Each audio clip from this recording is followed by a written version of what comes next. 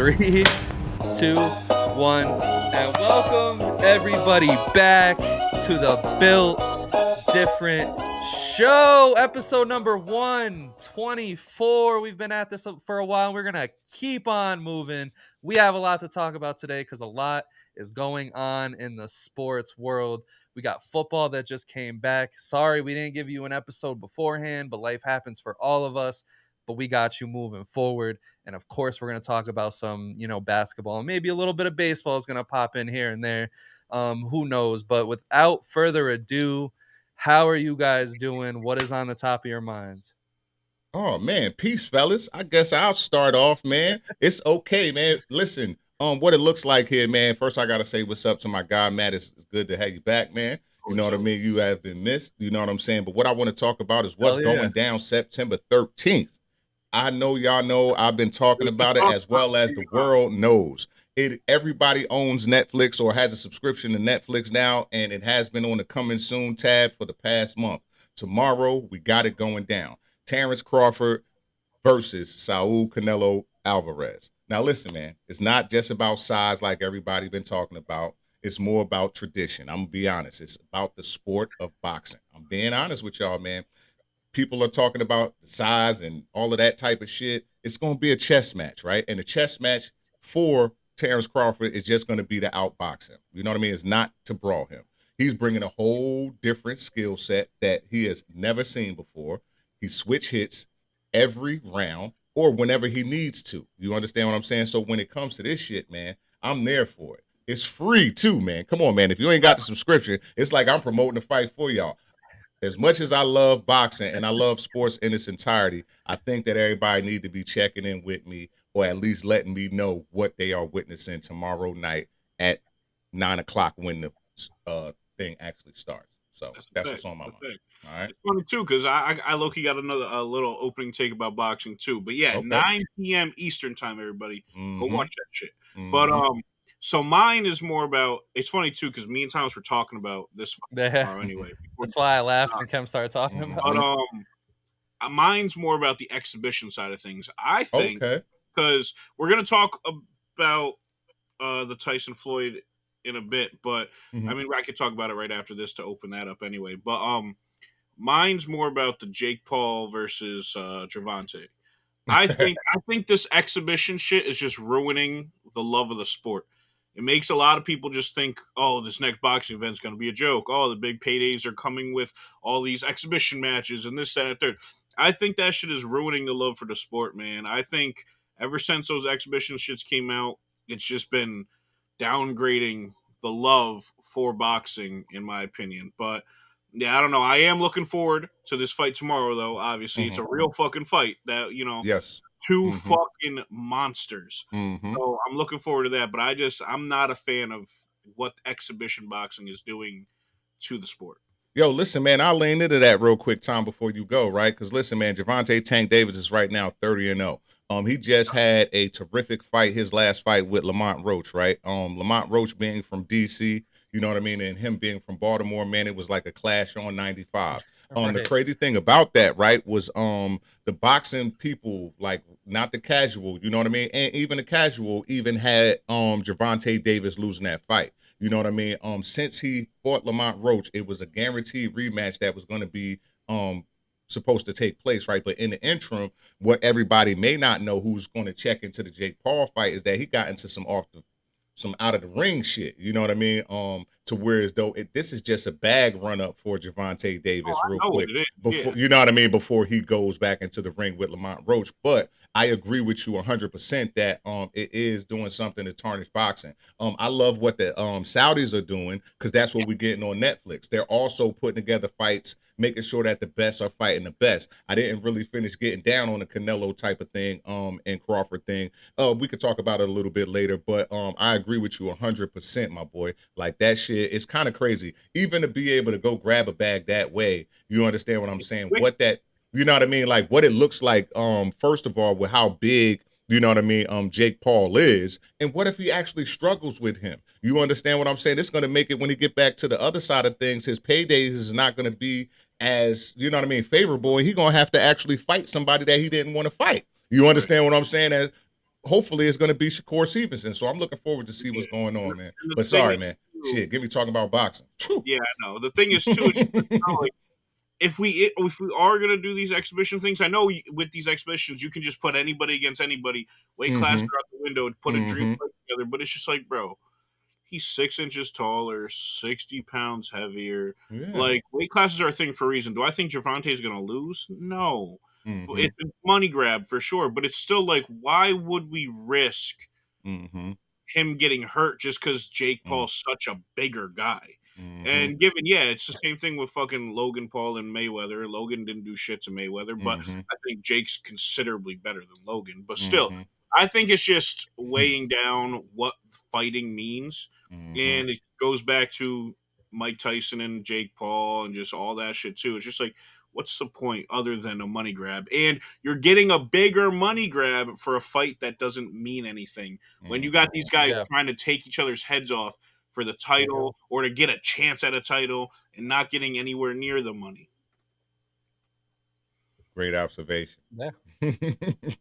Just like that. So yeah, no, I'm gonna go completely out of fucking, left field here. So just give me a, quick little moment. Just wanted to say, RIP to Arina Zarutska. Hopefully I pronounced that right. Rest in peace to the victims in the Colorado school shooting.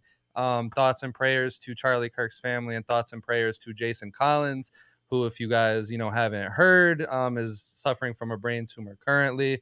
May God have mercy on all of our souls, because this world is getting absolutely ape shit. But that kind of goes into my take. I just wanted to say, I thank God every day for sports. I think sports is absolutely great. It has been a great distraction. I love literally everything about sports, and I am so glad that we have it in place.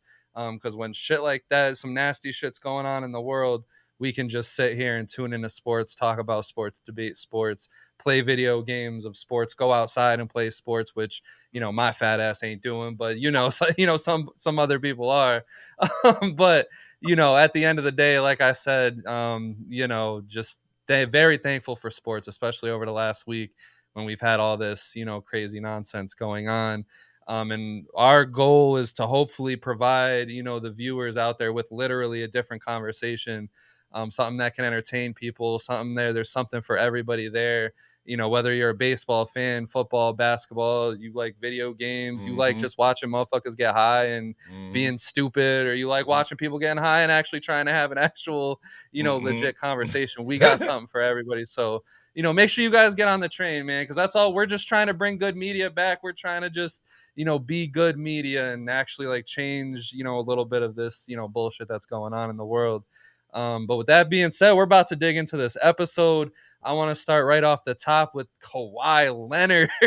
28 mil. Aspire. Yeah, man. So basically, I think they're in a little bit of trouble. I don't really see how they avoid this or don't get in some kind of trouble. But for the viewers out there who somehow don't know what's going on with that situation, especially if you're a basketball fan, Kawhi Leonard and Clippers, owner and their, whole organization over there, kind of, and correct me if I'm wrong, they developed basically a company, a scam company where they would donate money through, and on the other end, it would go to Kawhi Leonard so that he can avoid, or so that they can all collectively avoid salary cap issues, taxes, etc. So it is definitely a big deal.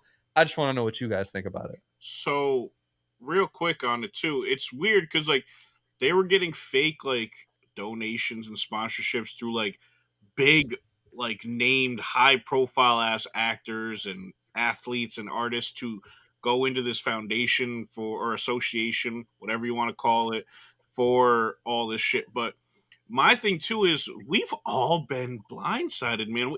We all thought Kawhi was just a quiet dude in the corner of the room. Like, apparently this, what's this guy's name? My bad. What's this dude's name who Steve figured out? Ballmer? Steve Ballmer. Oh no, Pedro. Pablo Torre, yeah. Pablo Torre. He's saying that new information has come out that from his days in Toronto after they won the championship, and he was threatening to go to LA. At the time, it was the Lakers until he was just like, I don't want to play with LeBron. He was trying to get the Raptors to give him $10 million off the books for a sponsorship, a no-show sponsorship. He was trying to get them to give him part ownership of the Toronto Maple Leafs, their NHL team. He was trying to get a whole bunch of different off-the-table shit too. So now it's like, damn, everything that like people were saying back when he was in San Antonio is kind of like making you reshape history a little bit of like, oh, we thought he was bullied out of San Antonio this whole time when he could have been low-key an issue. Him and his uncle who been doing these negotiations for the last 10 years. I think it's just a little eye-opening of you don't really know what the fuck's going on behind these meetings. And it makes you think this Pablo dude said he's going to go look at Jalen Brunson's books now because he took that like $20 million pay cut or some shit. So you never know. And that's kind of where I'm at with it is I think like the bigger scheme of things is that this could be something that these big market teams been doing, and as to a reason why a team like the Toronto Raptors or the Charlotte Hornets can't really sign anybody is because you got Kawhi Leonard getting offered. Like if he went to Toronto and said I want this, there's no doubt he probably was the first one to bring it up, to the Clippers, and they were just like, okay, well that's no skin off our backs, like 30 million. We're Los Angeles, who gives a fuck? And now you bring up an even more interesting point. Jalen Brunson did not just take a small pay cut like LeBron did to make sure the Lakers could sign, another mid-level exception kind of guy. No, he took like $100 million off the contract that he deserved. There was no doubt. Everyone was like, yeah, he gets that money. He deserves it. Whatever. It's shocking. Y'all kind of shocked me though that like y'all would think that this doesn't go on. Like, you know what I mean? From the inception of being good in high school athletics, you know what I mean? Like you bargain. You understand what I'm saying? Or someone bargains for you. You know what I mean? Most of the things are going down in the shadows, which his uncle has always done. I'm being honest, because you're just playing. You understand what I'm saying?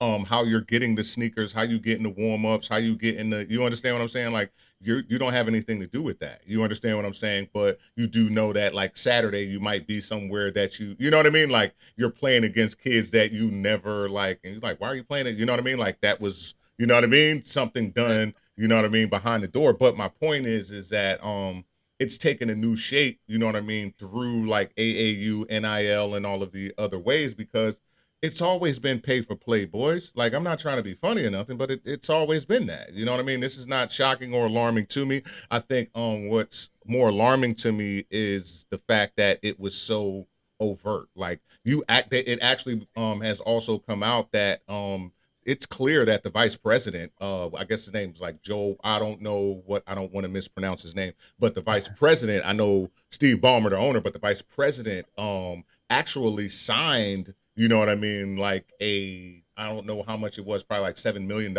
you know what I mean, donation to it. You know what I mean? So at the end of the day, like the writing's on the wall, you know what I mean, that it was done. But this is what they wanted to build. They couldn't build the new arena, pay James, pay him, you know what I mean? Like, come on, man. You know what I mean? Things had to happen, you know what I mean, in order for the unveiling of the Los Angeles Clippers to have a lineup, you know what I mean, in which it's going to have asses and seats, you know what I mean? So the $28 million that they paid was not nothing. Now for the public and for, you know what I mean, for, people like us, we get mad at that kind of shit or have a problem with it, but that's big business. You know what I mean?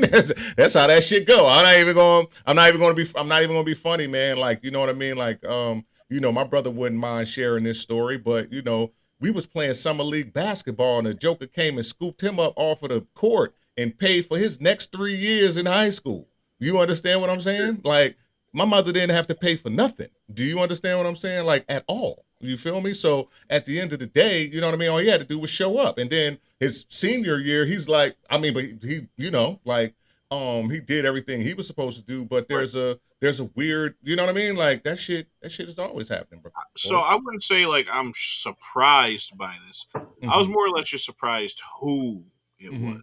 And then you got to think about it, man. Like, when they're using you the way, not like that, like, some of the things that, like, you're also an independent contractor, man, like, for your services, like, you know what I mean? Like, you've developed these services that are on display for 82 games a season. You understand what I'm saying? So at the end of you know what I'm saying? Like, You gotta, and that shit can time out. Like, we're gonna actually talk about people who didn't achieve superstardom, and some of the reason why, you know what I mean, is the bag ain't there. You know what I'm saying? And Yeah. you know what I mean?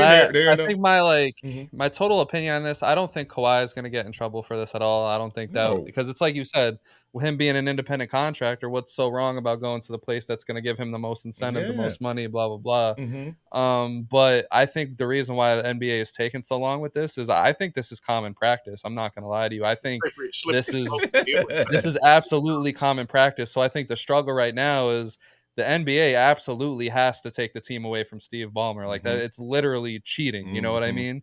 No matter if it's common practice or not, like Mm-hmm. what he did He fought. actually like gave them a Mm-hmm. competitive fucking advantage Mm-hmm. that they shouldn't have. But at the end Mm-hmm. of the day, if it's common practice and NBA fucking does this to them, other people around the internet are gonna start fucking investigating what these other teams are doing because it's not hard to go look at to see what someone is fucking investing in and donating to and shit like that. Yeah. And that's going to become a big mess. So I think that's why it's taken so long because it has to be common practice. Mm-hmm. I mean, I never thought about it. I'm not saying I sat here and predicted this, but like when the story came out, I'm like, oh fuck, Mm-hmm. like that actually makes a lot of sense now as to why some people went, Mm-hmm. certain different places. But Yeah. man, it's gonna be interesting to see how it develops. Yeah. I know. I've been knowing they doing this type of shit ever since He Got Game came out.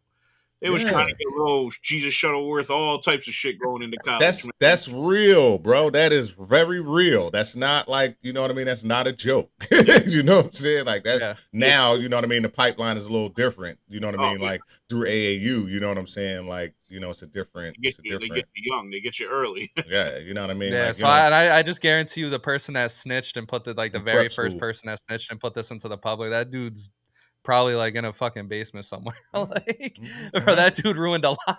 Mm-hmm. Because not every team is going to get investigated. Mm-hmm. Yeah, man. So some other headlines here.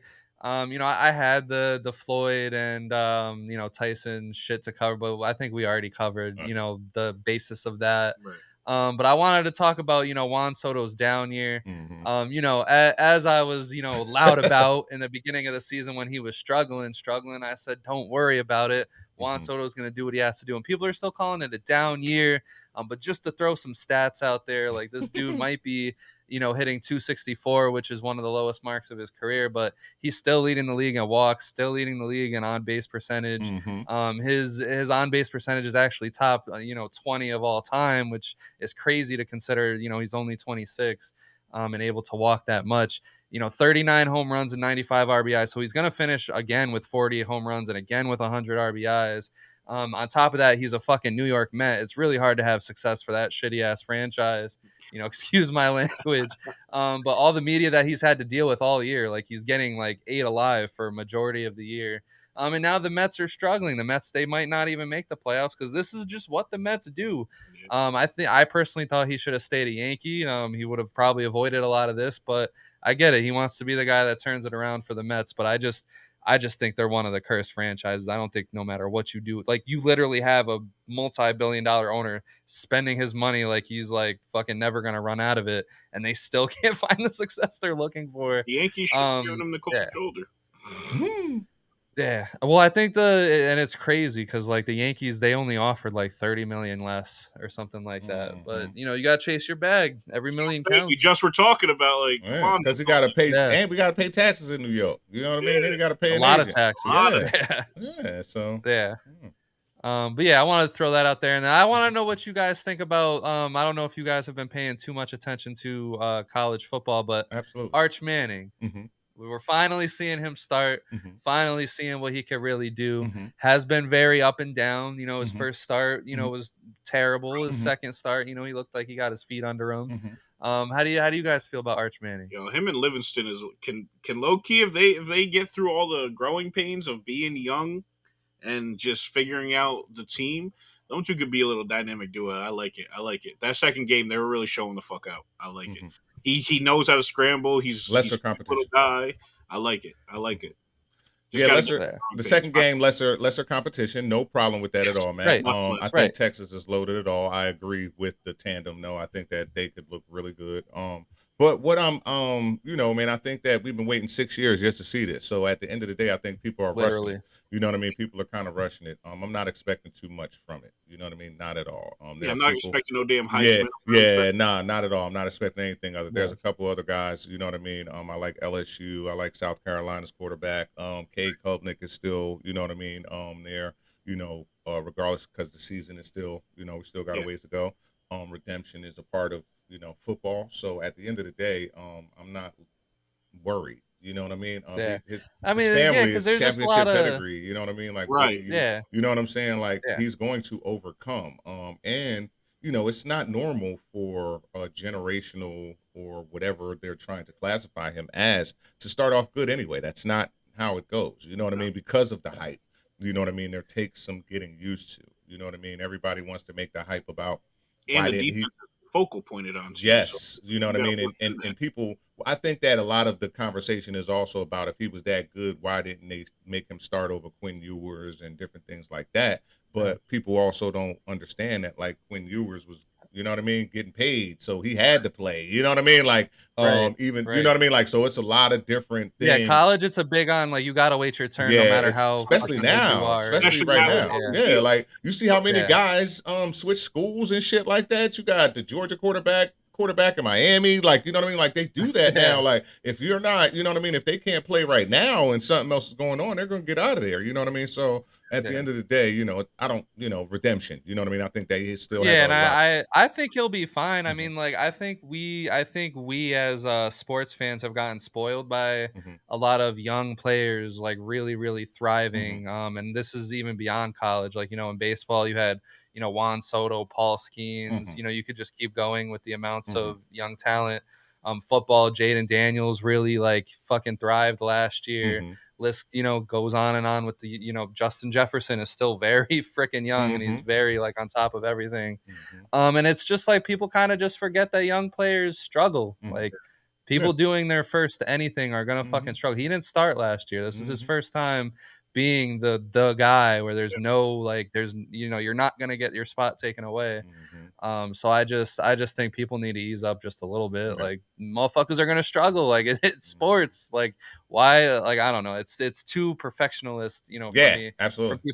people that ain't fucking perfect. People were overdoing that first game. They were calling him shit. Yeah. They were calling him trash. I'm just like, bro, what the, bro? Give him time. Right. Yeah. Like Yeah. I've been preaching this on the pod ever since we started too. Whenever somebody overreacts to a rookie bad game or some shit from a guy who's 2 games into his career, like, what are we doing? Yeah. Give him Pump the brakes. time. Like Pump the brakes. not everyone can be a Jordan or a LeBron. Like Mhm. there's those like people like Kobe. Kobe first 2 years wasn't Mhm. he was on the Right. bench. He had to Mhm. earn his place. Mhm. Motherfuckers have to do that every year. And Give him everybody time. pathway is different. You know what I mean? 100. The pathway to greatness is not paved the same. You know what I'm saying? Like it's There's not. a You lot know of what I mean? potholes So on some people's road. yeah, bro. Like you're And if crazy. Yeah. you and if you sit down, like for example, like look at the top 5 quarterbacks in the NFL. Mhm. Take Joe Burrow out of that. I think we all agree that Joe Burrow's top 5 or at least up there. I take Joe Burrow out of this argument because he's the only one that doesn't make sense for it because he was coming out of LSU as the big dog, went in the Mhm. NFL as the big dog, Super Bowl second year. But even him, he got injured in his first fucking year, and a lot of people gave up on him.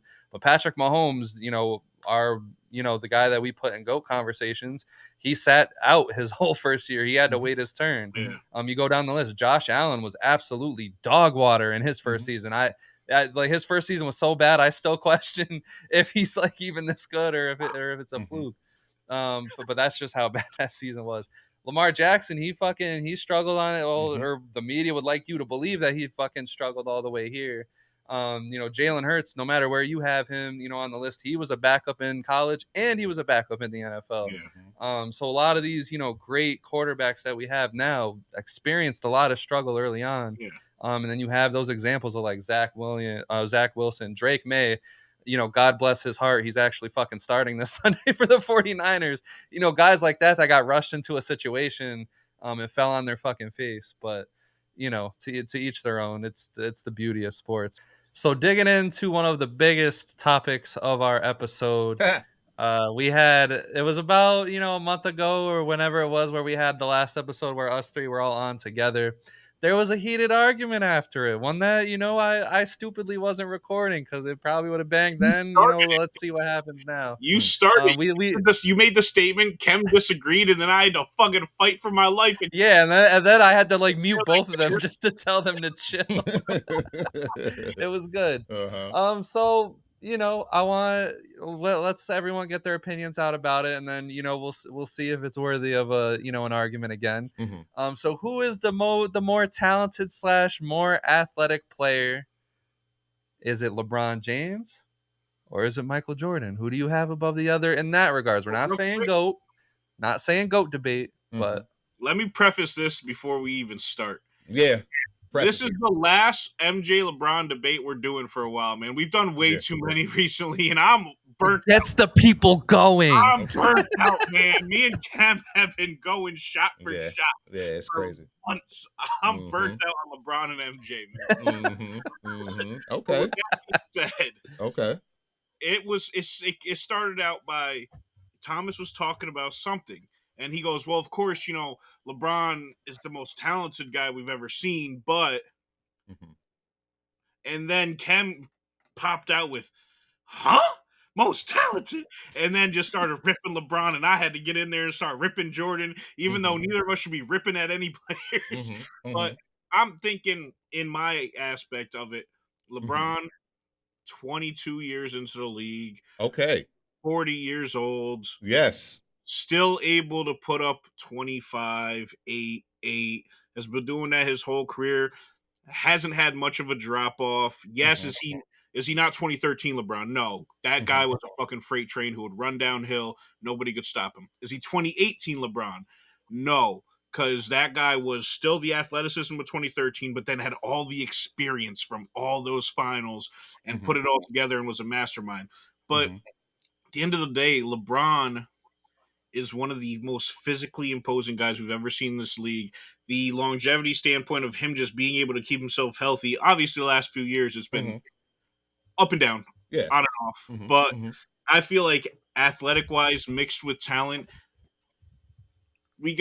when we go legacy and shit, when I'm talking about something like that, Jordan's the greatest as far as legacy.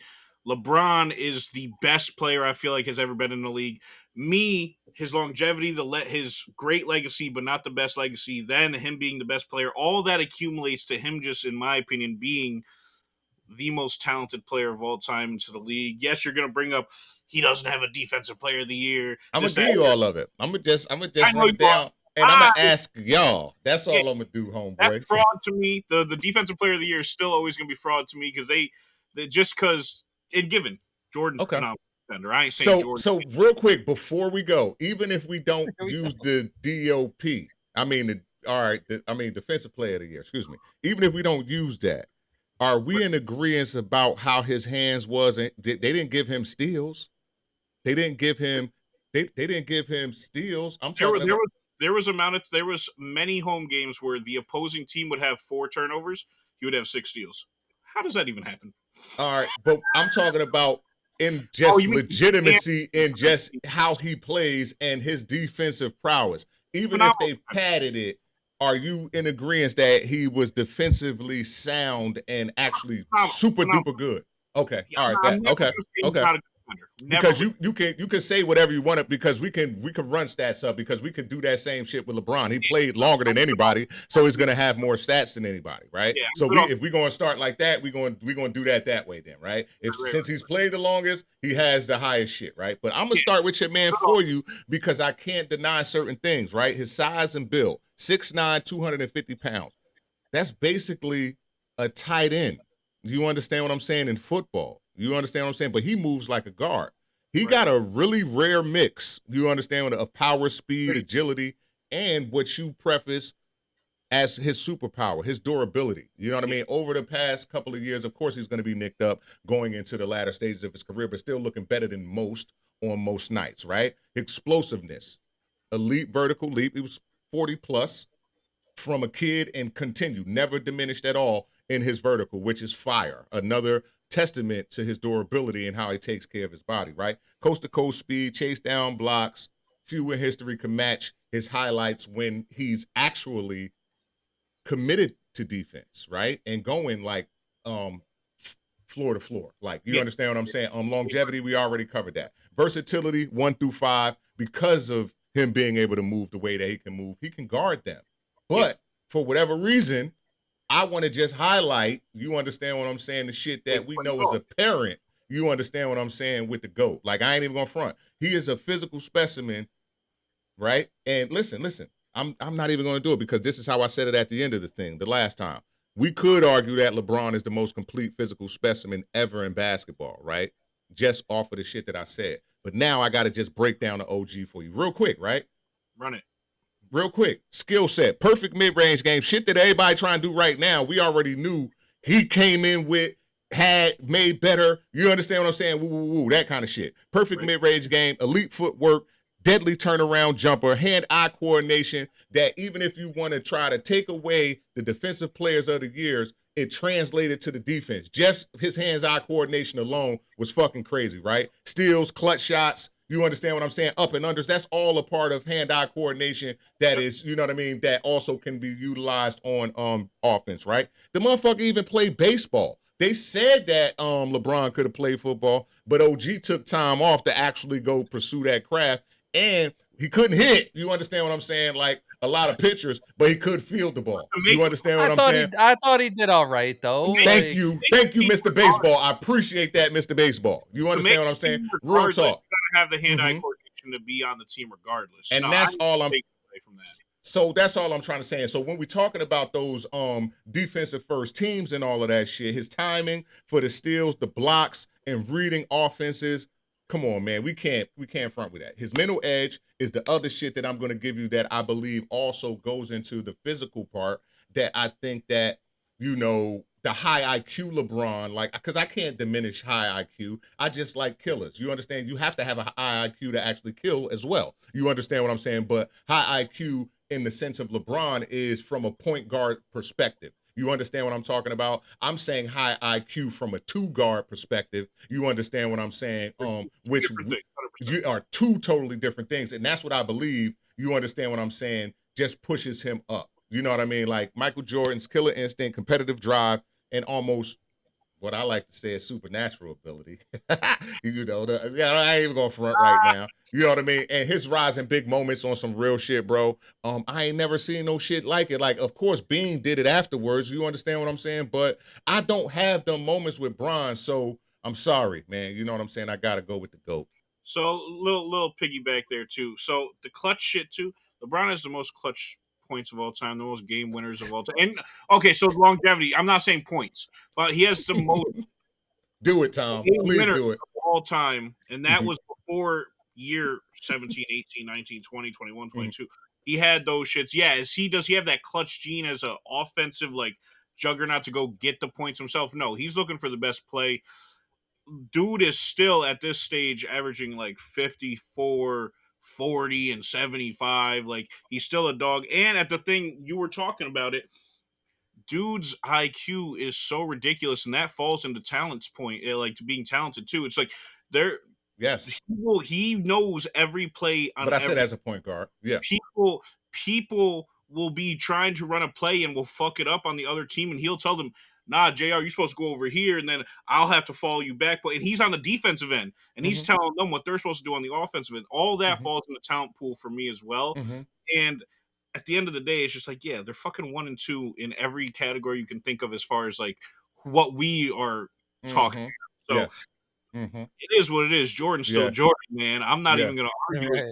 I just think like physical specimen along with IQ, along with durability, along with all that, natural just like was dunking at the ball at like 11 years old and just went crazy from there. All that just makes him the most naturally talented player as far as that. But then of course, defense and footwork of Jordan, you can't take that away from him. He's got the best footwork of all time, second to Kobe, because I'm just biased. But and then killer instinct, yeah, I get it. It's just the one thing that everyone's always going to say LeBron don't got, and I'm just going to deal with it at this point because he don't got it on that level. He doesn't. Not on that level, man. And that is a clear separator, like for me, only because you can look through every sport right? Even and all of them are team oriented, right? Like some just have less players, right? But Right. the fact that I'm trying to, or the point that I'm trying to make here is that you can go to all of these teams and find that dog.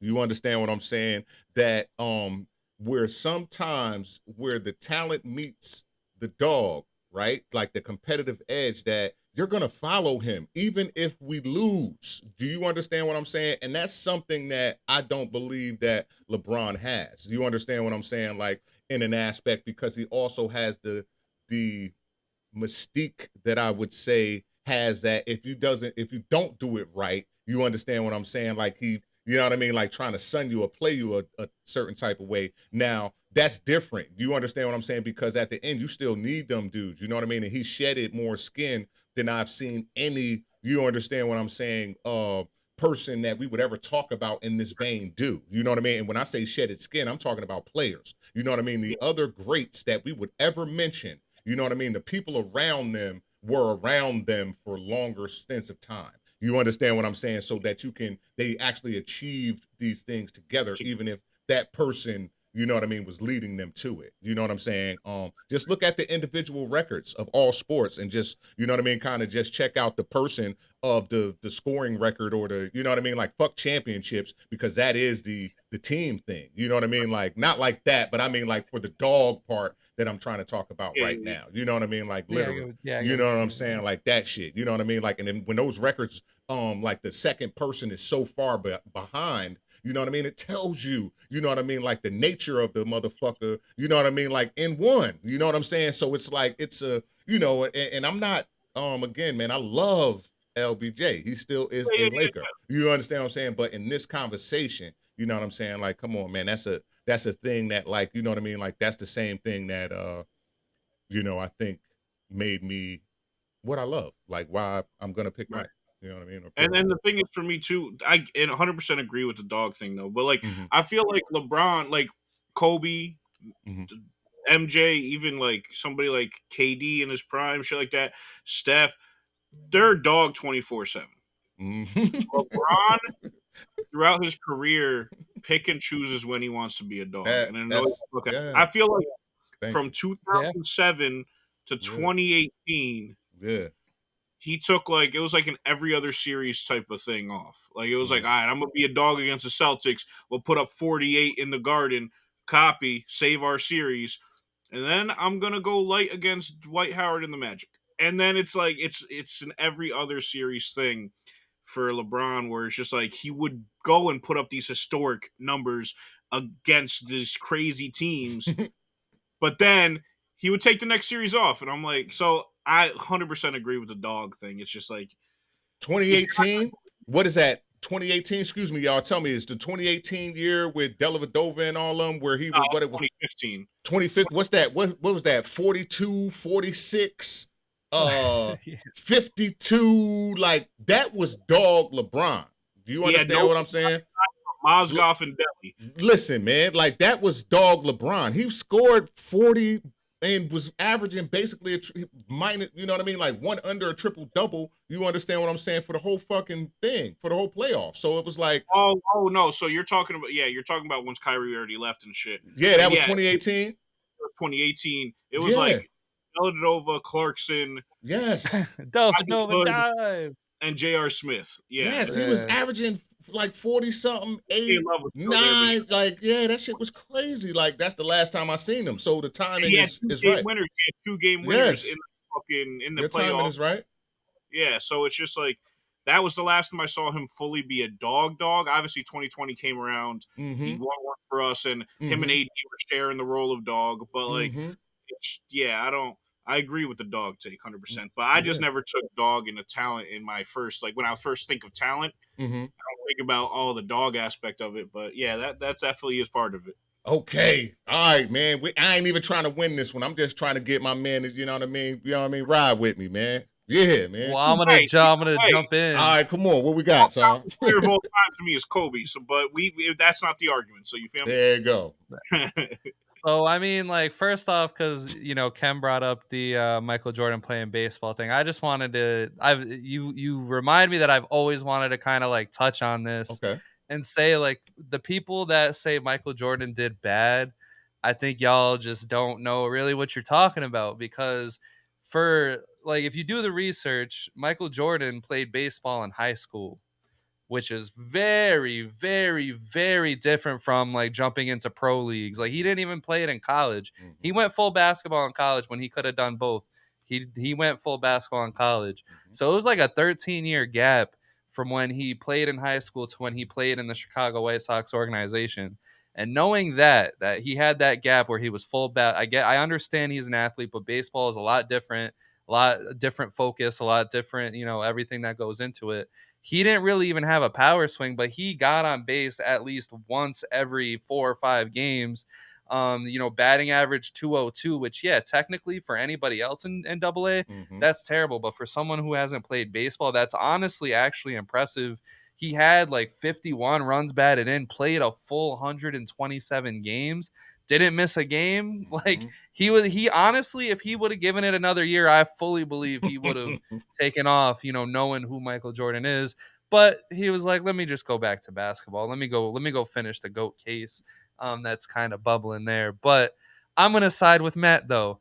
I think the answer to this question is LeBron. I'm sorry, Kem. I'm sorry to break the news to you. But Jordan, could he score better than LeBron? I think that's up in the air. LeBron is a fantastic shooter. He's a better shooter than Jordan. I think both of them are monsters inside the paint. I think LeBron gets the edge because he can shoot from 3. He just started doing that. He's better on the glass. Yeah, he did just start doing that, but Michael Jordan maybe only did that one time in his career where he had a 6-point year. And that was not a part. That wasn't what the way that they won titles wasn't predicated off of 3-point shooting at that point. Right, but we're arguing who is the people. The more talented player, and still had a legit 3-point percentage.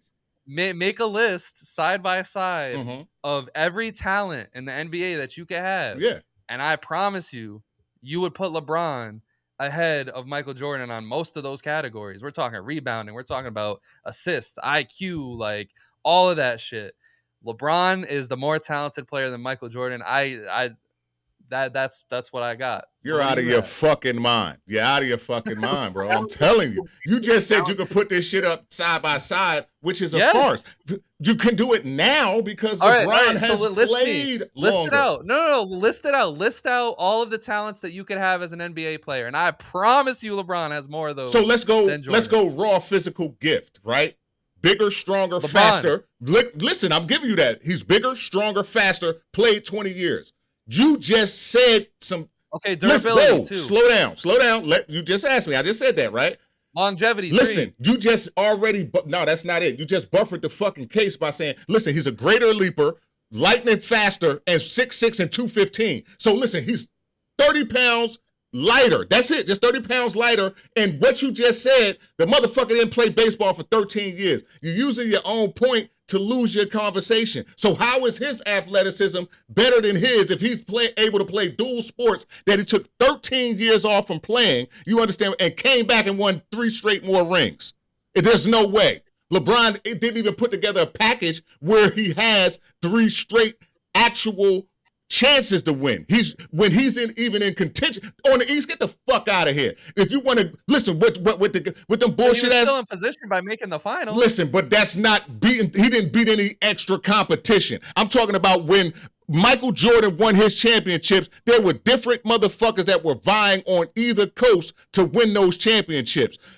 The fucking teams that LeBron James played on in Cleveland and Miami was slated to win. The first couple of ones that he was on, when he decided to go, listen, his rookie time, not at all. He was okay. He deserved to do his college exit exactly like I said on the podcast before. The boys and club bullshit that he wanted to do to make it seem like he was being drafted, you know what I mean? Because that's some shit that he never got to go through because he was just driving 45 miles away and he was a pro. I don't want to hear that, whatever. Then when he goes down to Miami, all right, they was already in prime position. They was the Beatles, goddammit. The Beatles is the biggest band in fucking music history. All right, so it wasn't no way. We already know they got sideswiped in the first one by Dirk and your boys. He goes back to Cleveland.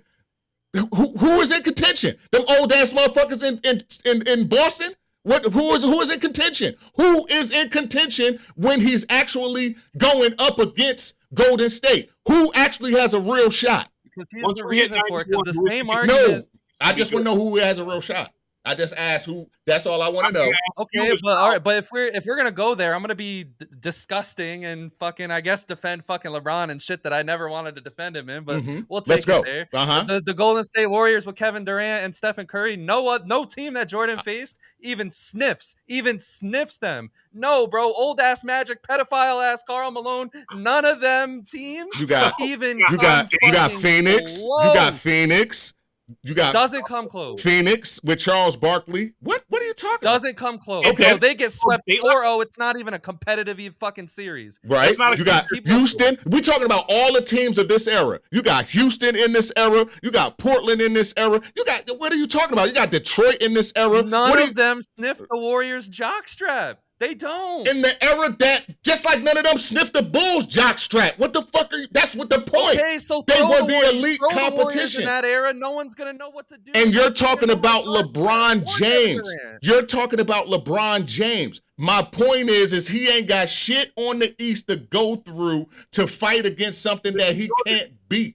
He don't have nothing except Kyrie. Because just like what Jordan fans do is they say, like, okay, the competition was less because Jordan was so dominant. I don't say the competition was less. I don't say LeBron was so dominant. But it was. I'm gonna light up. It was less. It was less for both of them conferences. Back to the argument that I was making, because you gladly listed off 5 things that LeBron's already better than Jordan is. I'm telling you, you list off things that you can be good at in basketball: passing, shooting, scoring, defense, everything. I promise you, LeBron's name comes up. I put stats next to the shit. I put stats next to the shit. I just said 10 scoring titles off of not just running to the basket, off of mixed bags. He got this fucking scoring titles, not just over dunking motherfuckers. I gave you the repertoire that was inside of the bag that won the 10 scoring titles. Up and unders. I gave you the bag. Fadeaways, pivots, all of that shit. And dunking over motherfuckers. 10 different scoring titles. Whatever the fuck you want to say about fluffing stats. LeBron James has never, listen, he has not been in 10 Defensive Player of the Year conversations. He's never been in 10, do you know what I'm saying, all defensive play, you know what I'm saying, first team conversations in 20 years. Look it up. Okay. No, look it up. Look it up. And if we're talking about athleticism, there's 2 sides of playing basketball. Would you? So is Cal Rowley? Is Cal Rowley, because he's hitting more home runs than Aaron Judge, more athletic than Aaron Judge?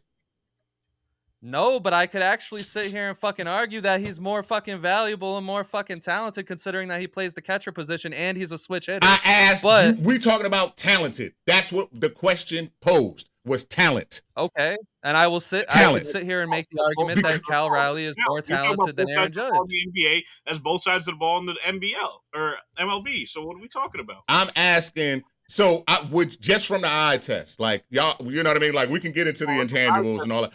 You would not say that Cal Rowley is more athletic just because he hits the same amount of home runs or whatever. So you telling me that just because LeBron James has scoring titles and shit, that he is more talented than than Michael fucking Jordan? He doesn't even have more scoring than Mike. I mean, like, just because more points. I'm talking about the more points, the durability, the shit that you're saying. So, he's more talented. I absolutely get that you want to see, LeBron have Defensive Player of the Year, but the year that Marc Gasol won, I think we can all say that fucking that was fucking LeBron's. And on top of that, he has 2 second place fucking finishes. On top of that, he has 9 years in a row where he was top 15. And you say, oh, he doesn't have any of these years where he was like in the argument. He made defensive first team 5 times in a row, as well as NBA first team. I said 9.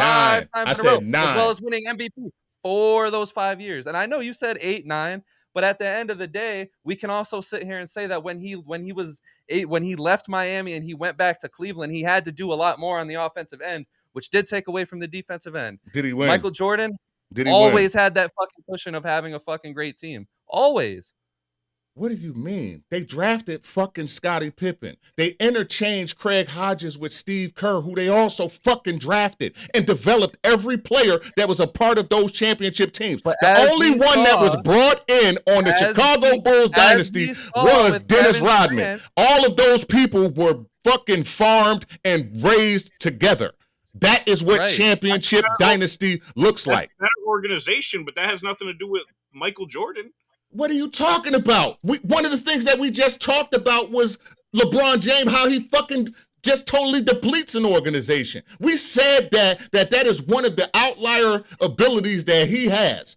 Everything around him disappears after that shot for the title is incomplete. Everything around him disappears. He goes somewhere and it gets worse. Do you understand what I'm saying? Go after 99. Get the fuck out of here, bro. They've been in a drought for 30 years almost. What are we talking about? Who, the Bulls? Who, the Bulls? Yeah, where'd they go after? I'm not a Bulls fan. I'm a motherfucking Laker fan. I'm arguing Michael Jordan over LeBron James. I don't give a shit about their era since then. I don't give a fuck. In his group, the team, it depletes the organization. Once Jordan and Pippen were not a Bull anymore, that organization was fucking tarnished for the. But the organization was already trying to go another place. That's why that last championship was. They was already trying to go another place. They didn't even want him. That's why Jordan said, "If y'all get rid of him, y'all get rid of me." And after that, at the end of the day, it's the same shit. Right? I'm gonna tell y'all some real shit. At the end of the day, the shit that you trying to highlight is the same shit on why it's payola on fucking Kawhi Leonard. They was trying to blackball him when he was earning the fucking NBA more money than any motherfucking NBA player that ever laced up shoes. And the man just wanted some ownership. So they tried to play him, you understand what I'm saying, to where as though he could have won more. He stopped playing and decided to go to Washington. You understand what I'm saying? Just so that he can get into some ownership. So you can come on, man. You can listen. You can miss me with the narrative that you're trying to push. I was alive. Together, he could. I was there. He was not about to win more. He would have not won more at any organization he went to unless they were already stacked. The Spurs were now becoming a thing, and the Lakers were now becoming a thing. Get that shit the fuck out of here. And I will say this. That doesn't have anything to do with the point that you were initially constructed. So I will say this. That has nothing to do with it. Back to the point. I will say, I think with the talents they have, Jordan did more with his talents. But I think LeBron was easily the most talented player, but he just didn't do as much with it. That's what I think. Okay. But I don't have a problem with that at all. I don't have a problem with it at all. I can't have a motherfucker. I'm gonna just be honest. For me, the reason why, listen, man, and I love, those things are incredible because that is a part of the reason that I'm even conversing with y'all, why we even have a thing. There's an age gap. So durability and longevity has to be something that's respected because I'm here. You understand what I'm saying? Like, real talk. I'm durable. I'm long. You know what I mean? I've been there. You understand what I'm saying? Like, it's real shit. So the shit is, I understand that. But it's about what you do with the time that you have when we are monitoring sports. It is not about, you understand what I'm saying? Like, longevity matters. I appreciate a motherfucker having a great body and taking care of their body. But what you win at peak position and peak form actually matters to me. You understand what I'm saying? Like, I don't give a fuck about talking about seeing you every day. Like, I don't give a fuck about that. You need to separate talent from legacy. Yes. What he did with his talent made his legacy so great. LeBron has the more talent, but he just didn't overpass what Jordan was able to do with his talent. So I can't say he has more talent then. So I can't say because he didn't make it do what it did. You know what I mean? He didn't make it do what it did like the other guy did. Even Kobe got 5. You understand what I'm saying? We can say that he's less talented than both of them. Do you understand what I'm saying? He actually patterned his game after MJ. You understand what I'm saying? Like, it's crazy, bro. It's crazy. And that also is an ode to his talent. Like, you understand what I'm saying? To like how talented he actually is. To be able to totally mimic somebody, you understand what I'm saying, and develop it in a way that it's another level above than the person that he developed it from. So I don't even like when we have conversations about Jordan and fucking LeBron and we don't be having Kobe in that shit because I have him way, like, how the fuck do we even have conversations about somebody who don't even have as many rings as the boy? Like, come on, man. It doesn't even, one thing I will that say shit is crazy. In my opinion, once you get like 3 rings, you get lumped into the category of, all right, now you're in that conversation. of being up there. So like 4 to 5 to 6. It is all. I lump you all in the same category now. Of all right, now you're within the conversation. I agree. Kobe should But be in it's these the losses too. 100%. But Kobe should be in these fucking conversations. I 100% agree. Yeah, My favorite man. player of all time. He's my GOAT. But what sells is the LeBron Jordan debate. And that's why I said that I'm shit crazy, bro. good on LeBron Jordan debates from here on out for a while. Yeah, bro. Like I'm cool, Fair man, enough. because listen, man, and it's crazy because I fucks with LBJ, man. I want him to help bring us to the promised land before the young boy fully take over. You understand what I'm saying? So he fully take over and he gets some more, some quality pieces. You know what I mean? Because he's not gonna leave the Lakers depleted. You know what I mean? The plan is already in effect. You know what I'm saying? So what we talking about? What we talking about? Shit, man. I love you, All Tom. right, Thank you. so to turn that was cool. That was fun. So all right, so who are your guys' top 5 players in sports who didn't achieve superstardom but had the most talent? I think I'll lead off because my list is maybe a little bit more goofier than y'all's. So Let's see. number 5, I got Johnny Football. I got Johnny Manziel. Listen, man, I thought this dude had so much talent but was such a fuck up. If drugs didn't exist in a perfect world, if he doesn't go to the Browns, you keep going down the list. I think Johnny Manziel is a top football player in the league. He had it all, did it all. But number 4, on a more serious note, I got Gilbert Arenas. I think if he wasn't, in his own way, if he wasn't in his own head, I mean, obviously he already had the stats to show for it. I thought Gilbert Arenas would have been one of the best players of all time. He was what the NBA is today. Then he just didn't get to like really kick that door open because he was a fucking dumbass. 3 years. Yeah.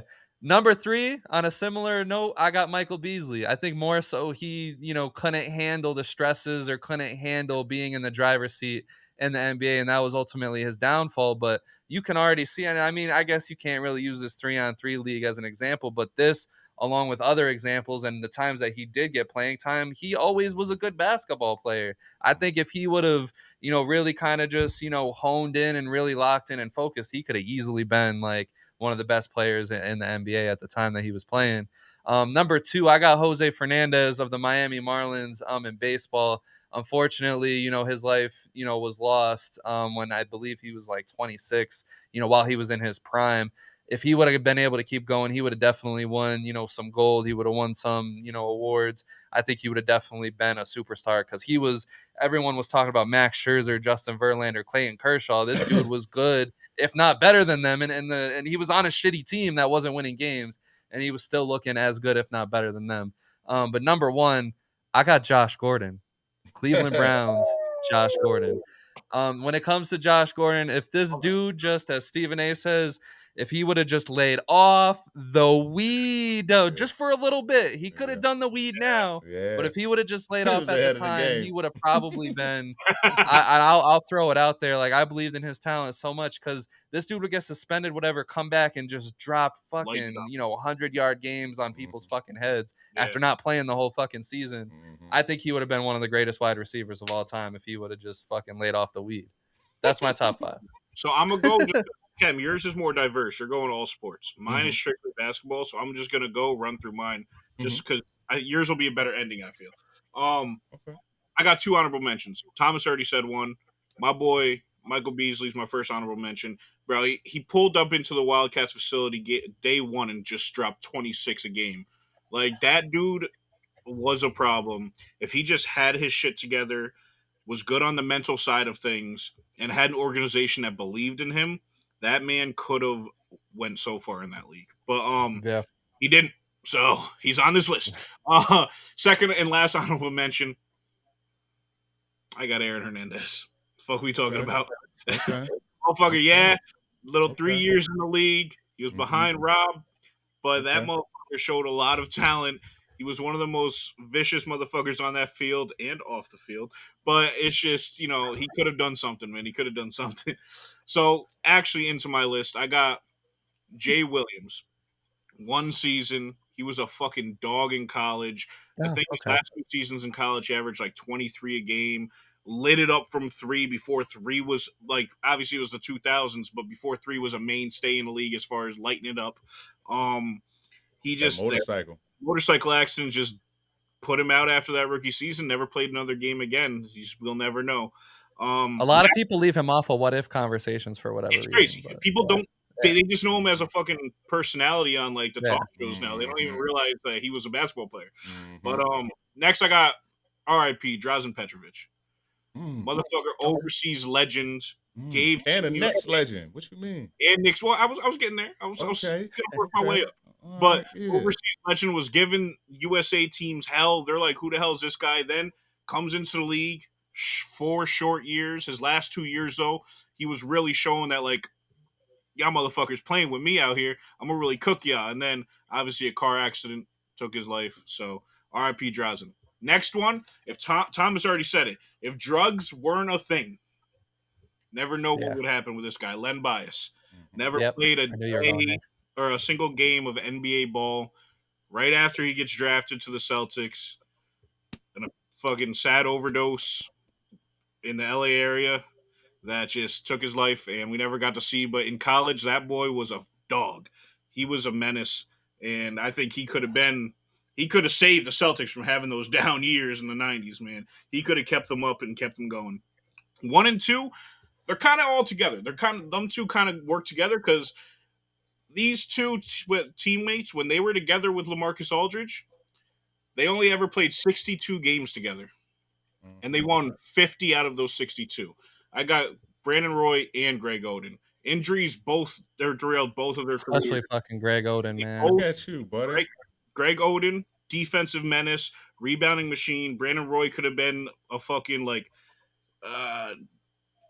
Klay Thompson-esque type of player for a good portion of his career, and it's just he was more athletic than Klay Thompson, so that's just the first name that came to mind, though.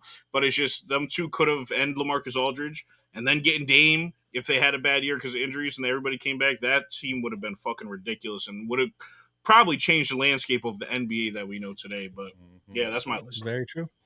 Man, not bad at all, man. Neither one of you guys, man. I love it, man. I'm going to run through these, man. I did, too, in the spirit of football. Let's start with football, though, right? What I did was top 5 talent, you know, what you said, right? So, number 5, we're going to go with CJ2K. Speed like we never seen. I'm going to give y'all that, right? He had a 2,000-yard season, right? Crazy as hell. But never, nothing after that. You understand what I'm saying? Then I'm going to go with old Vince Young, number 3. All right, listen, man. In the spirit of drugs are a thing. Everybody liked that lean. He liked that lean way before everybody knew what lean was. You understand what I'm saying? He invented lean. Like real shit, man. You know them Texas boys, man. You know they hook them down there, and that's where lean is real crazy. You know what I'm saying? But listen, man, he was electric. You know what I mean? Shit, man, crazy. What can I say? Then I got to go with RG3, man. Especially with a lot of the dumb shit that he say nowadays. You know what I'm saying? Like real he a dumbass. Yeah, he's a dumbass, man. Like real talk. But that rookie season was legendary. That arm talent, track speed, right? Real quick. But the fucking injuries, man. We never got to see nothing from him. Another one I'm gonna give y'all, right? Because I split it up. I'm so happy that y'all said something because we said something about Brandon Roy. To hear him say that, to also hear him say Gilbert Arenas. So I'm gonna just pepper around real quick. I also had Isaiah Ryder, okay, one of the most talented scorers of the '90s, but his off the court issues. We talking about drugs and shit like that. Inconsistency stopped him. And then we got Larry Johnson, my favorite pair of basketball sneakers to ever play in my life, y'all. Before the back injuries, 6'7", moved like a guard. Crazy. He was undersized, but at the power forward, but he was also unstoppable just by, you know what I mean? How so strong. Yo, it was crazy as hell on his back. You know what I mean? Like fucked him up. And my honorable mention, y'all, this is so funny, man.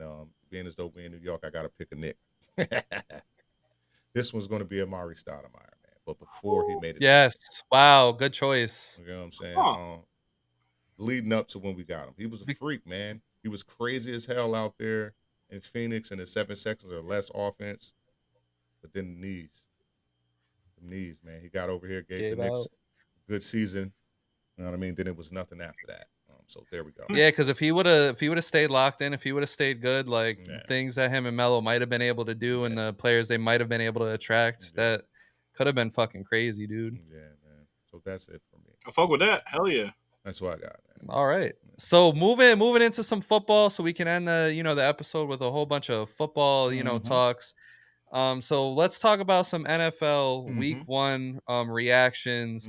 I'll say this: what are your top 3 reactions from week 1. Whoever wants to lead it off can lead it off.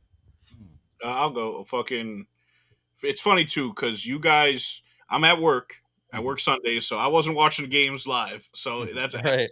And you guys are going back and forth about the Baltimore game and the Bills game, and I'm sitting here like, damn, I gotta watch this. I gotta watch this, bro. That game was one of the better week 1 games we've seen in a while. All time. All time game. The fucking 5 minutes left to come back down 15, bro. Phenomenal. Loved it. Is if they only hit that extra point, man, that shit crazy. Then I'll say Patty looking rough. It's another take. I'm gonna say Patty looking rough out there. He's starting to get to around like year 3 now with him not looking, so hot. I don't know. He turns it on at the right time. He turns it on at the right time, and in that game, he turned it on at the right times. But he just looked like he was a little nervous at certain points with the ball, which you don't really ever see Patty nervous. So it was weird to me. Obviously, Worthy went down early, so like that's one of your playmakers out on the field that you can't work with. But I don't know. It's just an early reaction. I'm not holding much weight to it. And then obviously, my last reaction, I'm gonna just my Patriots. I don't know, man. That's just. I was hoping we could just start off with a nice little win. I wanted to win 8 to 9 games this year. Come on, let's win 8 to 9 games. I don't think y'all look too bad though. I mean, too bad. They had a good from the last drive in the first, so like halfway through the second, they were good. But all around, their defense looks solid still. But that offense needs some work for sure. So, man, I could jump all around here, man. I think it was a great first week. We got 1 second week game in. We got the Green Bay result last night. Kind of see them take care of Washington Commanders. Kind of good, kind of in line with everything that we were talking about. I kind of picked Jordan Love. I figured, a little bit about Green Bay a little bit so far this year. Micah Parsons, that impact is immediately felt. You know what I mean? The pressure that they're able. Freak. Listen, the pressure that they're able to get, as well as even his actual energy that has been infused to the defense that was already good, allows Jordan Love to, as you see, kind of spread the ball all over the place. That's to be expected, though. But what I will go into the first week though, is kind of like the Lions. Let's talk about some of the teams that were expected to kind of look good. You know what I mean? They looked off, especially the run game. 2.1 yards per carry. That's crazy. You understand? That looked crazy. But we'll see. It's not time to panic. It's early. We got a long season ahead of us. Again, somebody else that looked crazy to me, the Giants. Now, we weren't expecting much from them, but just how they looked in the first game against Washington, even though Washington got that L last night, is kind of crazy, man. Their defense didn't look as good. Washington didn't even look that good. You know what I mean? They were kind of like the Giants could have won that game. It's kind of crazy, bro. They were all over the place. Yeah, man, but I think that I'm gonna be honest with y'all, man. I think that let Russell Wilson look crazy this week. They're gonna probably go to Jackson Dart sooner than what we think. You know what I mean? I'm being honest with you, because some of those throws, even in the panic position of Russell Wilson, he look old. You understand what I'm saying? Like, I hate to say it, you know what I mean? He actually looks old back there. Another thing that I'll highlight real quick, kind of crazy, watching them play against your boys though. But everybody talking about George Pickens. You know what I mean? In that first game, and the attention to how it's a big pay year for him. You understand what I'm saying? And how it looks like he's taking plays off. You understand what I'm saying? When he's not targeted on the play, right? So if there's a play being ran on an opposite side of the field where he needs to make contact with the corner or something like that to sell the play, you know what I mean? He's not selling the play. So with this being a contract year and everything like that, and one of the reasons why Pittsburgh got rid of him, I think that this is going to be a hot topic and something that everybody is watching, right? It kind of picked up a little bit here with people kind of breaking the tape down of that first game, because with how good Dallas actually looked minus the drops, you know what I mean, from CeeDee Lamb, you know what I mean, the diagnosis goes to the rest of the game. I think he only had about 3 catches for 30 yards or something that game, so he wasn't targeted that much. You know what I mean? So it's kind of crazy. So those were the things that I was looking at. The regulars are the regulars. You know what I mean? Philadelphia look how they're supposed to look. You guys already talked about Kansas City. I think that it's going to be a year where, Patrick Mahomes, until Rashee Rice gets back, you know what I mean, with Xavier Worthy being a bit nicked up. It's going to be interesting. You know what I mean? He's just going to do whatever is needed to win. You know what I mean? As Yeah. we saw, you know what I mean? Shit, he was the leading Russian. They need to keep him out of shotgun, establish some type of run game with fucking Pacheco and them guys. Like literally, bro. Like you understand what I'm saying? Like instead of because they not beating nobody like with the you know what I mean, like from the door with the receiving core that they have. So they need to you know what I mean, go ahead and start doing some running. You know what I mean, or something like that. I'll never count them out. Still a long season. Shit, football's here, man. We can talk about this all day. We've been waiting for it. Hell yeah, man. Mm-hmm. I mean, when it comes to my three takes, first and foremost, I think the Miami Dolphins are one of the most nauseating teams of all time. They don't deserve it. Stinky, man. Like it's real stinky over there. I feel I don't even know if I feel bad for anybody, but it's just tough to watch, man, because like you can see McDaniel falling apart, you see Tua falling apart, Tyreek Hill falling apart. Jalen Waddle, he's not as good as he fucking should be. The defense is no identity, nowhere to be found whatsoever. Another year in a row. I don't know. I mean, I kind of hope it just blows up like before we even get too far into this season, because the fact that they're going to drag this through the whole season, it's kind of lame. It's kind of. I don't think I'm going to watch one Dolphins game all year. I'm not even going to lie to you. But at the same time, they do have the talent there to turn it around. I wouldn't be too shocked if things do. Tua's a winner, and he's going to hopefully find his way. But it's just he doesn't even sound good in the media anymore. They're just like, oh, you spend too much time with the ball, which is, kind of true. And he's like, oh, me? No, not me. And I'm like, all right, man, well, whatever. But number two, I think the Arizona Cardinals look really nice. They look really good. They didn't do too much, week one, but they did the right things. I thought Kyler looks fine. He's not making, some of the dumb plays that, we normally would see Kyler Murray make. Marvin Harrison looks good. I think he's going to have a huge year over there. I think Arizona could be this year's Commanders, where they kind of take everyone, by shock and make an interesting run, based on how the playoffs line up. But the last take, and this might be very controversial, but we're going to go back to this Bills-Ravens game. I think the Ravens, if they don't succeed this year, they need to move on from Harbaugh. I'm just going to put it right on out there.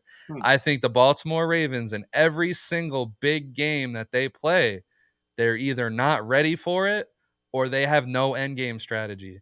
It's time after time after time again where these dudes are just not ready for the biggest moment of the biggest games. And it has to come down on Harbaugh at some point. I get it. The Ravens won a spectacular ring with Joe fucking Flacco. They accomplished great things that year, and Harbaugh has mostly been a competent coach, but at the end of the day, and we saw it last year in the playoffs, we've seen in other games in the playoffs, they're just not ready, and they should be. And I think if they're going to achieve the Super Bowl, which we all know that they can and will do at some point, I think it's going to happen without Harbaugh. I just hope that if they don't do, shit this season, they fall apart again. They got to take, he's got to take that accountability. He's got to get out the door, because you can't waste this team. This is a generational team. This team is very similar to the Eagles right now, except they don't have the success that the Eagles have. And it's just, at some point, you got to look at the dude at the top that gets these guys ready for the games, and you got to hold him accountable. That's really what I got for week one. Okay. And this wasn't on the script, but I wanted to ask, what is your biggest thing that you're looking for going into week two? The biggest thing that I'm looking for going into week two, what will I say here? I'm looking forward to be honest with you, just to kind of piggyback off of what you just said, what just hit me, I was thinking about it a little bit while you were talking, just in case it came up, was going to be the New York Jets versus the Bills. So a little bit about what you were saying, just real quick. Aaron Rodgers had that great game. Oh, I forgot. He had a pretty good game, like real talk. But let's be honest here. Yeah, that was fun to watch. Yeah, let's be honest here though, right? Just to kind of piggyback off of what you were saying there, with the Baltimore Ravens and the actual game with Buffalo. What I think it is that they were running plays, and a lot of those plays worked very early on, to where as though they didn't like go to like a game plan or something. You understand what I'm saying? Like, how like you know how they were running plays. You understand what I'm saying? And it didn't fare well for them at the end because what they were doing were working to whereas though they didn't go back to anything that were working. You know what Yeah. you understand what I'm saying? Like they didn't go back to They're repeat just going anything. down the line of the play. Yeah, man. Like, and it's like, Yeah.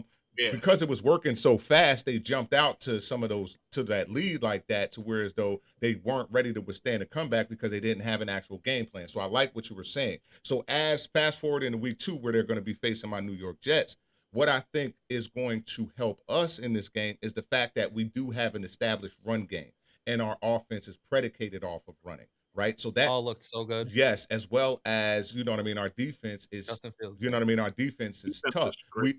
And we always play them really tough to whereas though we average about 2 interceptions a game off of fucking goddamn off of Buffalo. Excuse me, his name is fleeting me right now. Josh Allen. Thank you. Yeah. But anyway, we average about 2 interceptions a game off him, so we play them really tough. But now with the new established defense, with Terry Glenn, the head coach, and you know what I mean, our defensive literally being you know what I mean, top notch right now. I think that we're gonna give those guys a go, and I think that we're in for a really good season for the Jets. I hate to speak too fast, but I think that how we're gonna conserve the ball, that relationship that Justin Fields already has, you know what I mean, with our number one. As you see that throwing touchdown, he did throw, you know what I mean? That chemistry was You know what I already mean? there. Like it's already there, you know what I mean? And now, you know what I mean? That's what I'm looking for, you know what I mean, going into week 2. See how we fare against the Bills with actually having a game plan. You know how, like, and running our offense is a run predicated offense. So I can't wait to see how that works. Yeah, for me, we have a very easy matchup coming up. The New England Patriots, they got the Dolphins. Very easy matchup that we should be able to deal with. I just feel like you need to because Diggs is not about to be a long-term player with us. He's more or less just a bridge wide receiver to get May those reps in with a good And receiver. reliable target, you know what I mean? Reliable guy that you can get those reps to and shit. I just need to see May and him connect more. And because there was only I think 3 receptions with Diggs, I think, if I'm not mistaken. And it's just I want to see them get that camaraderie together. See May get comfortable out there because once it got towards the end of the game, he just once it was a little out of reach. And then it came back a little out of reach. He didn't know how to really, especially on third downs, he didn't have anybody to go to. I just want to see him and Diggs finding some type of camaraderie to work together out there. And the Eagles, no. Eagles would not be a perfect matchup. Dolphins are a perfect team for us to just fucking let it all rip out there, go crazy, and just feel good find game. Hell yeah. Get your feeling back. Yeah, and I mean, for me, I think it's going to be that Bears Lions game. I think is going to tell a lot about where both teams are at. I think when it comes to the Lions, I don't, week 1 matchups, I don't take too much into consideration. They came out, they struggled. I don't think they were fully prepared for how much motivation and I don't know what to call it, hype that the Packers had. Just getting Micah Parsons, ready to ball. They believe they're a Super Bowl team now. I think the Lions rightfully got smacked in the face. It's a good wake up call. But at the end of the day, when it comes to the Bears, I thought Caleb Williams looked phenomenal in the first half of the football game against the Vikings. I thought he looked great. I thought, I thought we were there. I thought, we were going to finally see Caleb Williams.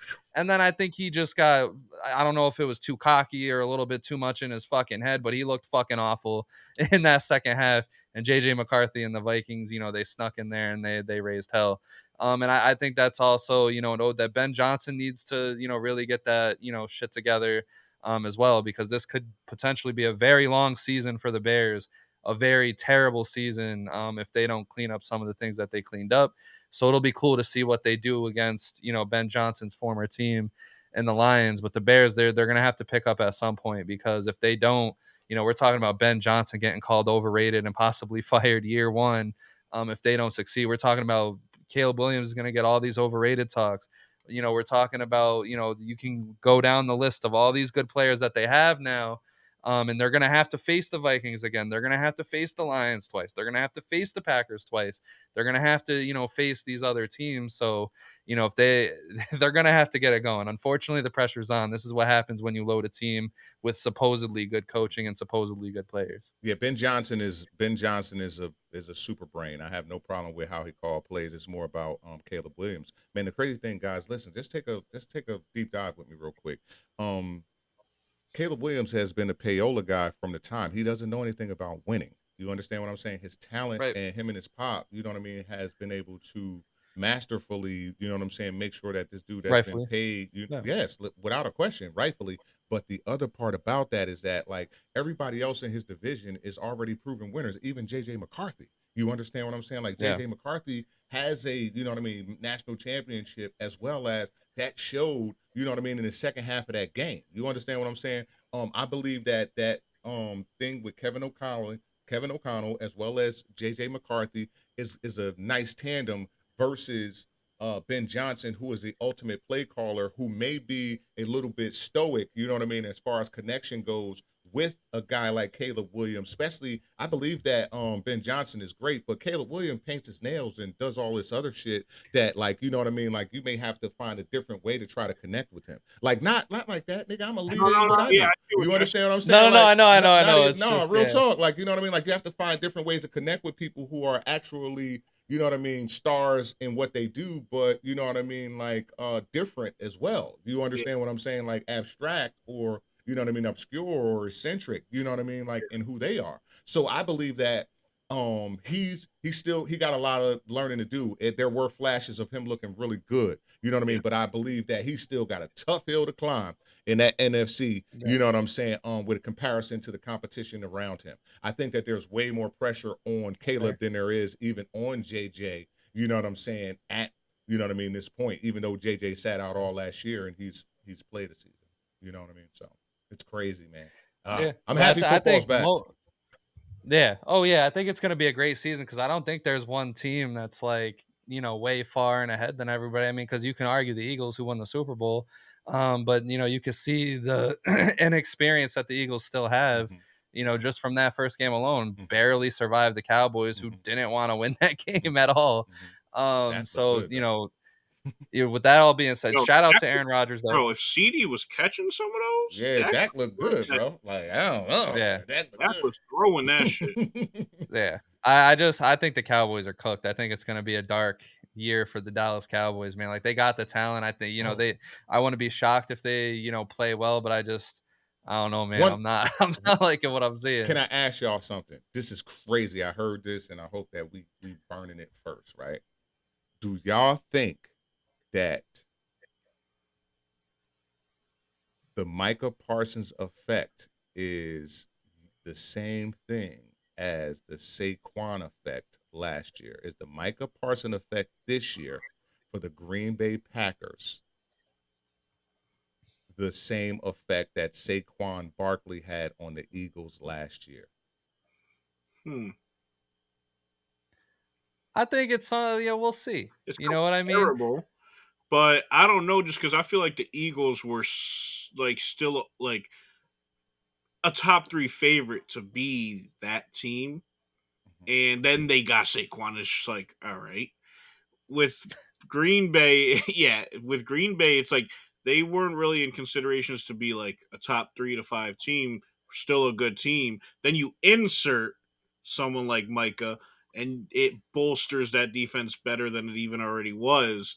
And now it's like, oh, now they could be a top 5 team for sure and maybe do something. So it might definitely. If they get a hot streak, you got some teams that are struggling. They always hot, man. We got to pay attention, man. Them boys won like 9 straight at the end of last year. Jordan Love don't throw no picks. You understand what I'm saying? Like when it actually counts. You understand what I'm saying? Like, but I agree. I hear you. You understand what I'm saying? But I can't ask a question and then fucking load it up. So my bad, bro. Like I gotta let you like word up, because I believe it is. That's why I asked too. You understand what I'm saying? I think I'm like, holy shit, because of course, like you said, the Eagles were there, but it was still mystery because again they were working. They lost Shane Steichen. You understand what I'm saying? The collapse from the prior year. Yes, you understand what I'm saying. Kalen Moore is his first year. You know what I mean? Like, and then you know what I mean? Like they already know that he's going for a head coaching job at the end of the year because he only took a head coaching job because he couldn't get one for the Cowboys. You understand what I'm saying? So at the end of the day, you know what I mean? Like it was crazy for the Eagles, but oh man, I just can't wait to see it now. You know what I'm saying? Now I'm hyped the fuck up, you know? Excuse me. It's difficult because, like you pointed out, Cam, I mean, with everything that had happened with the Eagles, they needed that leadership. And I'm not saying the Micah Parsons trade is irrelevant or they don't need his leadership, etc. I just think it's two very different situations because, with the Packers, I think with or without this trade, their success this season is going to be dependent on one person and one person only. It's Jordan Love. I mean, like you said, like when Jordan Love was being a fucking goofball last year, they looked terrible. Jordan Love locks in, they randomly looked like a team that could run the fucking board. It's going to be the same thing this year. And then at the end of the day, I know they faced the Eagles, but he really didn't show up that well. He was throwing, I get the Eagles were pressuring him, but he was throwing the ball wherever the fuck he saw fit on the field, ended up with 3 picks. So at the end of the day, I kind of want to just see what the Packers look like when they finally get punched in the gut, when they finally fucking run into a wall. And 2, I think it really just comes down to who Jordan Love is going to be when we get to those playoff moments. Because at the end of the day, if the conspiracies are true, Brett Favre and Aaron Rodgers, they won their rings when they were fucking 27. Love is 27. We'll see what happens. I just don't see that dog in him yet that makes me believe that because it's going to come down to him. The defense can be as good as it's going to be. Remember, it was drops, but they're going to come up against, in the playoffs, they're going to have to face the Lions or they're going to have to face the Eagles. I mean, shit, I like if I was to sit here and say one thing, I love how the Tampa Bay Buccaneers look. Okay. I think more people should be talking about the Tampa Bay Buccaneers in regards to the top teams, there, because they have the experience. Baker Mayfield, they did whatever last year. They did whatever the year before. I think they're a team they have to watch out for. But yeah, it's exciting, man. Yeah. Like I'm hyped. This is fucking great. Yeah, I'm hyped. This is why you're here, Matt. You fill in the fucking gaps. So what we're gonna do is we're gonna do different or not 5 random NFL players. We don't have any, set players. We got Brady out the way, we got Mahomes out the way. Hopefully this doesn't spiral into another big argument. I hope not. But I'm gonna ask ChatGPT, randomize me 5 NFL players. You love having debates, man. I always gotta stay on my fucking toes when it comes to Chem. But yeah, randomize me 5 NFL players from more recent eras, because I'm not going to be able to argue with you about anyone from the fucking 70s. Yeah, no. From more recent areas, do some 70s, but NFL, I cannot. Let's do some legends, some what if players, and some whoever. Let's see what they get. You're putting all that into ChatGPT. That was a lot. That was a lot. Okay, this is good, though. This is good. This is fucking good. Okay, so number 1, Calvin Johnson, wide receiver, Detroit Lions. Absolutely. Yeah. Yes. Right, Calvin Johnson. I was not Megatron? Yeah. Megatron? Yes. Stop playing. Fucking Megatron. The only player I've ever seen have 3 fucking players line up in front of him in a fucking snap. Come on. Yeah, Calvin Johnson. I mean, I really do wish, though, I wish we did get that like later end to his career, because that dude was fuck, man. That dude was generational, fun to watch. It sucks that Detroit got their shit together literally the moment that him and Matt Stafford going, like, you know what I mean? They were nice. Just imagine if that team had a fucking defense, dude, or like just a running back that could just fucking handle being a fucking running back. A lot of still, it's still a big what if, even though he's a first ballot Hall of Famer, one of the best wide receivers of all time. Without a question. All right, so yes, Calvin Johnson, different. Number 2, very similar, but in the quarterback position, and this should be interesting, Andrew Luck. Yes. Oh, for me, yes. Okay. Damn, Matt. No, okay, so he's not like yes, he is built different because he's a dog. He's the definition of a dog, and if you're the definition of a dog, you got to be built different. That motherfucker put his damn life on the line doing this shit. You gotta say yes. I just and got better doing that. Yes, 100%. I was trying to think. Actually became a better quarterback after like putting himself on the line. It's crazy. And then realized like how not to.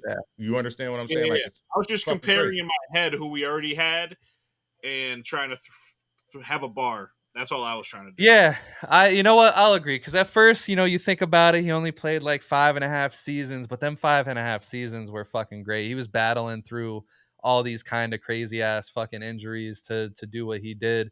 The motherfucker had Tom Brady deflating fucking footballs to take him out in the fucking playoffs. Like, bro. A 40 touchdown season, multiple 4,000 yard seasons. Yes. It isn't even a what if. We got to see him at the the top of his game. At the pinnacle. It just ended short. That's all. Yes. Yeah. So yeah, you know what? I'll agree. I don't think I can disagree too. And guys, remember, oh shit. Football longevity is different than basketball longevity, guys. So you know what I'm saying? Like the window is way different than what it's going to be for basketball. His internet must have went out. If he dropped like that. Yeah. Damn. I don't got no players ready. That's crazy. Oh, we still going too, yeah. Oh, yeah, it's still going up there. Yeah. Damn. But yeah, Megatron and Andrew Luck. That's kind of crazy. I think they're both. You know what I mean? I can't have a problem with either of those. Yeah, no. Right when he said Cat, I was like, "Oh, he's about to say Megatron for sure." Yeah, what? That's crazy. I don't know. Yeah, he ain't said a tag. I think he all the way down. Yeah, because he zapped out. Yeah, he zapped out. Yeah, man. But see, I think kind of the evening kind of free us up a little bit better when we kind of, if we can. Just the vibe and shit, you know what I mean? And the good.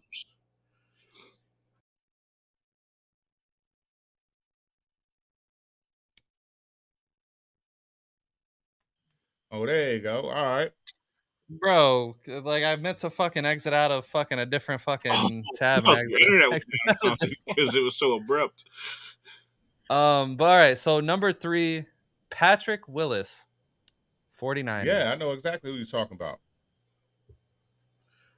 Let me just.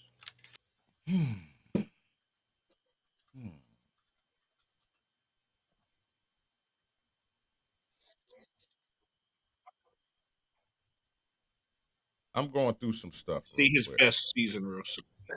I mean, definitely a legendary linebacker, but this is like. Nah, I gotta say no. Cause listen, right? Cause I'm gonna be honest, like he was great, but like when you think about like the 49ers and like before they became like the running team that they are, you know what I mean? Or when you're thinking of the championships that like Joe Montana and Jerry Rice and those guys, like, do you know what their defense was like with Ronnie Lott and those guys, fellas? Like, look at the defense of that shit. Like those motherfuckers were like taking heads off. You know what I'm saying? Like they was literally a bit different. So it's gonna be hard. I think that rookies. I think the difference here is like, yes, was he a fucking phenomenal linebacker? You know, during his time, all around good defender. You know, Pro Bowler. You know, All Pro. Blah blah blah. But he was never Defensive Player of the Year, and honestly, it was kind of tough putting him in the conversation with some of the greats that were going around during that time. When you consider Revis and Watt and et cetera, et cetera. So Brian Urlacher, I don't know. I'm gonna just say no because like when it came to Andrew Luck, like he was definitively like the guy, but when it comes to Willis, I don't know what more would have been achieved if his career was longer. You know what I mean? Plus he had like plus it was like Navarro Bowman and them other dudes. It was other guys around him that it was a nasty defense. You know what I mean? A little bit more. You know what I mean? So all right. So we're all agreeing to no there. Yeah, 7-time Pro Bowler. Cool. Yeah. All right. Devontae Adams. Come on, bro. Yeah, man. I'll agree with this one. I wanted to be a troll and say no, but when you consider how long he's been considered a top 5 fucking wide receiver in the league, he's that dude. He helped Aaron Rodgers have this long ass career that he's fucking had. And then now, he's on the Rams. I think he's gonna. Matty Stafford. He's gonna. Yeah, I think they're gonna do something crazy this year. I ain't gonna lie. But he's 33 and he's still considered, one of the top 5. Yeah. I think he's a top 5 wide receiver in the league still. Yeah. And it's just like all that bullshit that happened, going to the Raiders and the Jets and shit. That normally spells the end of your your career when you're bouncing around team from team, but through the whole way, he's still considered a top 5, receiver in the league. So and he's a dog. And he was poached. It wasn't like it was because of issues. You know what I mean? Like he wanted to leave LA because they wasn't going to win, and the highest bidder was going to take him. And to be able to go back with Aaron, he didn't have to stay in New York. It's funny because for as much big games as they lost together, they love fucking playing together because they know the familiarity. You know what I mean? The familiarity is crazy. Okay, so we got 3 here. 4, you brought him up earlier in the episode, which is, I was like, okay, let's run it. CJ2K, Chris Johnson. No. I'm sorry. Damn, easy nose. It's funny that popped up, though. That's funny. Yeah. This motherfucker's listening to me, man. But yeah, no, it's rough. So did he start the curse? Because wasn't he on Madden too? Did he?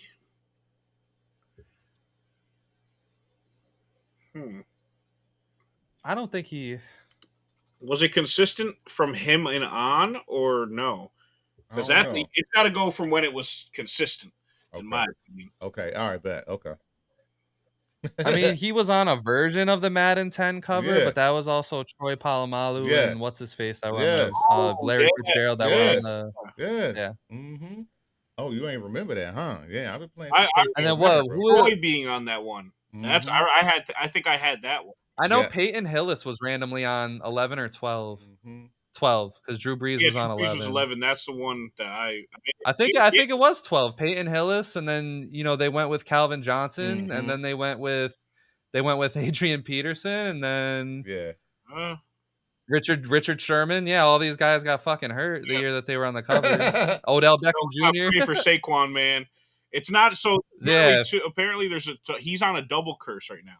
So he's got the Madden cover, but also apparently the last 5 running backs to get Offensive Player of the Year also got injured immediately after. Chill, man. Chill. He needs prayers up. I hope he ends these convos. Listen, he ended the convo of running backs not being able to help your team go all the way. Let's hope that Saquon can continue to end some arguments. But with that being said, we're going to leave it there. Okay. We hope you guys enjoyed the crazy arguments to the hottest takes to everything that we fucking have. Make sure you guys like and subscribe.